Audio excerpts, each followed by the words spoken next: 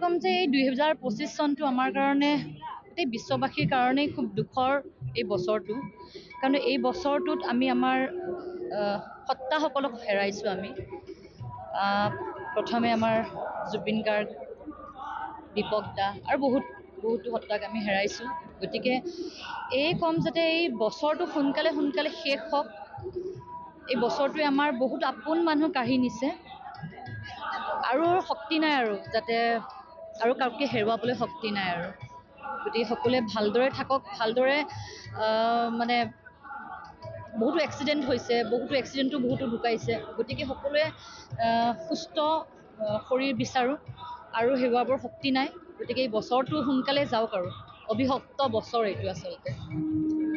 ছাৰৰ এতিয়া স্মৃতি বুলি ক'লে মই ছাৰৰ একদম এণ্ড মুমেণ্টলৈ মই আছিলোঁ। মই তেওঁ একদম নেম কেয়াৰৰ পৰা দিছপুৰত আনকি চেন্নাইতো মই গৈছিলোঁ, কিন্তু কিবা কাৰণত মই কালি মৰ্ণিং গুচি আহিলোঁ।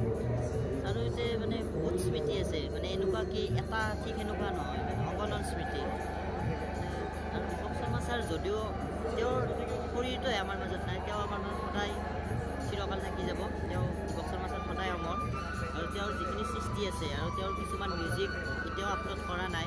এনেকৈ মোৰ তাতো কিবা কানি আছে আৰু চান্দাৰ মানে নিবিদাৰ তাতো এনেকৈ মানে কেইজনমানৰ তাত আছে, আৰু সেইবিলাক আমি লাহে লাহে ছ'চিয়েল প্লেটফৰ্মত মানে লগ লাগি সঁচাকৈ আচলতে খুব মৰ্মাহত হৈছোঁ, কাৰণ এটা দুখ অসমবাসীয়ে মানে সহিবলৈ চেষ্টা কৰি আছে যদিও পৰা নাই। কিন্তু তাৰ মাজতে আৰু এটা দুখৰ খবৰ যে আমাৰ মাজৰ পৰা আন্তঃৰাষ্ট্ৰীয় খ্যাতিসম্পন্ন বাঁহীবাদক দীপক শৰ্মা ডাঙৰীয়া আমাৰ মাজৰ পৰা নাইকিয়া হৈছে। গতিকে এনেকুৱা লাগিছে যেন এই বছৰটো সঁচাকৈয়ে অসমবাসীৰ বাবে, সাংস্কৃতিক ক্ষেত্ৰখনৰ বাবে এটা খুব দুখৰ খবৰ আৰু এটা অসহনীয় মুহূৰ্তৰ মাজেৰে সকলোৱে গৈ আছে। গতিকে কেৱল এটাই আশা কৰিব পাৰোঁ যে তেওঁৰ আত্মাই চিৰশান্তি লাভ কৰক, আৰু অসমবাসীকো যাতে ভগৱন্ত প্ৰভুৱে সাহস দিয়ক। পৰিয়ালবৰ্গক সমবেদনা জ্ঞাপন কৰিছোঁ,